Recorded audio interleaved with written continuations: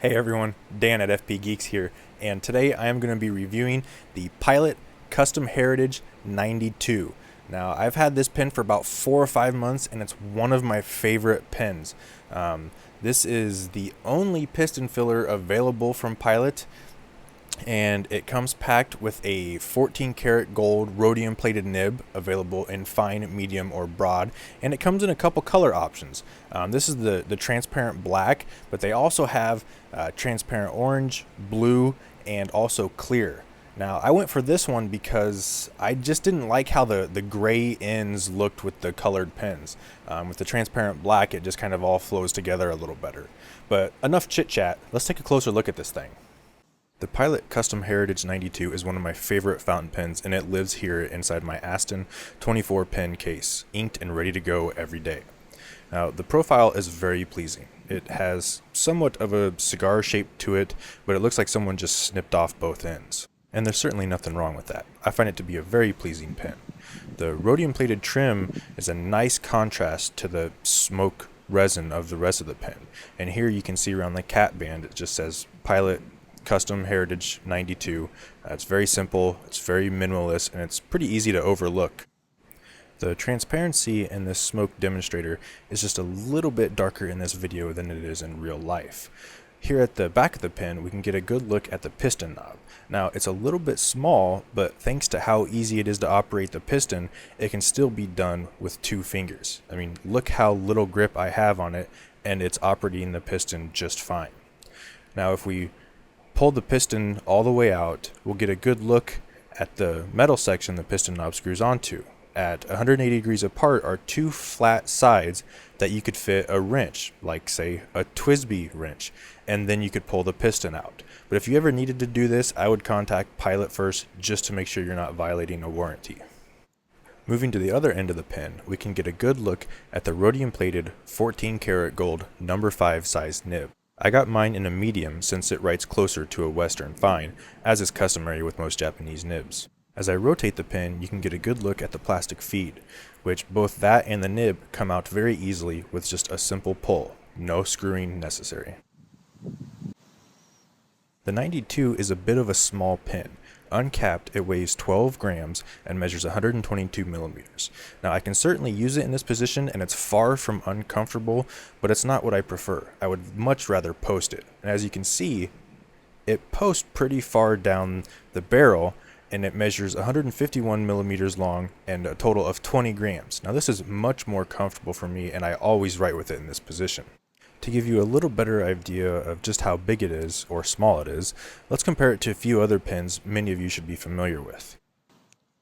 First, let's look at the Pelican M200. Now, it's just a little bit shorter than the 92. The other pen, the Lamy 2000, is just a little bit bigger. But really, the big difference, or similarities I should say, comes when we post each of the pens. Now, you'll see that there's really not much difference in either of them. Here's where the real fun begins. I'm going to ink the 92 up with some Pilot Iroshizuku Momiji. This is one of my favorite inks. Now notice how easy the piston travels. I mean, even with 2 fingers and that small piston knob, it's very easy to operate. I've never experienced any sticking or any other issues with this piston filler. Now, being as small as this pen is, it still holds a good amount of ink, 1.2 milliliters. If that's not enough ink for you, well, just look at it this way. You get to change colors more frequently. I'm going to use my custom Tomoe River notebook created by Curnow, Bookbinding, and Leatherwork as the canvas for my writing sample. Now, I've owned the 92 for almost 4 or 5 months now, and it's been inked since the first day I've got it. Never in that time have I had any issues with flow, consistency, hard starts, or skipping. It's been absolutely perfect the entire time I've used it. Out of the box, I would say this 92 had moderate flow. I mean, neither wet nor dry, but that's always something that can really be tuned to your individual preference. The gold nib in the Pilot Custom Heritage 92 does have a little bit of give to it, but it's nowhere near flexible. I would more describe it as just soft, but if you really wanted to push into it, I mean, you can get some line variation. I would say it's just enough to add a little bit of character to your writing, and you got to be really heavy-handed to get that flex out of it. Here you can see about the max you're going to get, and it would not be comfortable to write like that all the time. And here I'll leave you with about an additional 30 seconds of writing sample and the wonderful sounds of Iowa nature.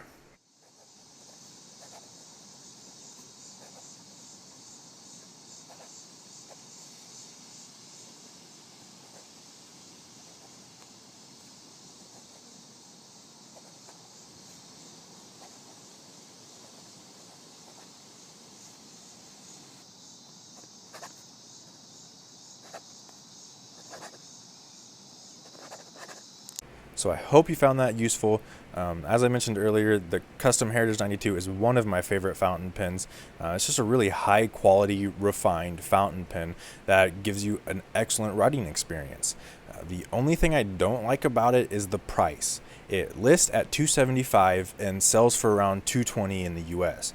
Now, initially I thought that was a little high, but if we take a closer look at the other pens I compared it to earlier in the video, the Lamy 2000 and the Pelican M200, those pens with gold nibs, a Pelican M200 is going to set you back about $240, and that can go up to about $275 depending on trim options. If you go with the M205 with rhodium plated trim, that's a $275 pen, and that's not list price. That's actual selling price that you're going to find at a retailer.